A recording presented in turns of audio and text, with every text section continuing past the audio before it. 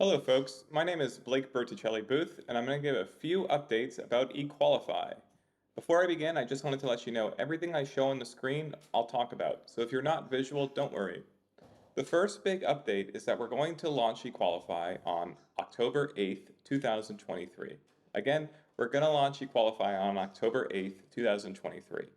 Now, October 8th is the High Ed Web Conference. This is a conference that higher ed professionals from all over the world come together to meet. It's going to be in Buffalo, New York, and I'll be speaking about open source accessibility.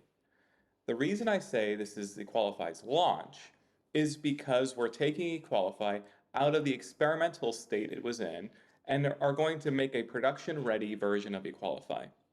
Again, on October 8th, we'll launch our production-ready version of Equalify. The second piece of news is related to the conference. We are going to focus on higher ed website accessibility professionals. Now, the reason why we're focusing on higher ed website accessibility professionals is because these people are the people who are controlling most of the website accessibility for very large site networks. My big mission with Equalify is to make Equalify as impactful as possible. I want to make sure that Equalify makes websites more accessible in a very, very big way. So working with higher ed website accessibility pros, we can do that. We can be very, very impactful. And I think the new version of Equalify will focus on what higher ed accessibility pros really need.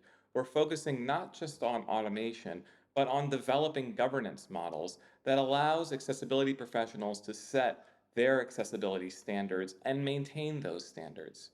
So October 8th, we're going to be launching the next version of Equalify, and this version will be focused on higher ed accessibility pros. The third piece of news is a pretty exciting piece of news for me. As you might see, I'm wearing a hat that says Decubing on it, and I have a mug next to me that says Decubing. I've joined my old website design agency, Decubing, to focus more on sustaining Equalify.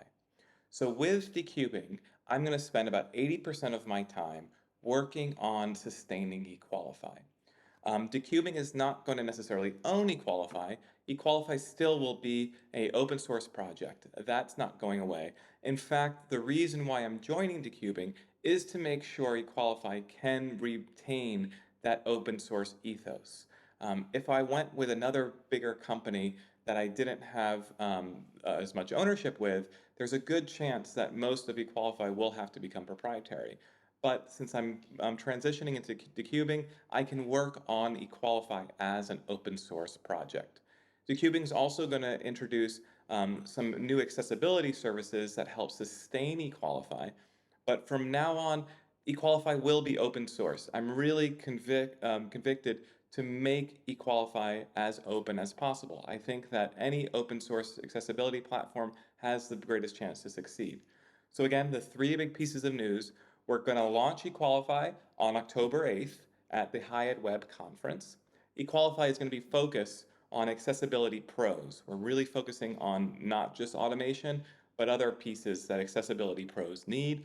And the third big piece of news is that Decubing is going to be helping maintain Equalify. I'm going to be helping to build business structures that can support Equalify's open source systems with Decubing. Thank you all. That's just a quick update for now, but I'm here if you need anything. Blake@decubing.com. Feel free to email me or drop a link in the comments. Thanks so much. Bye-bye.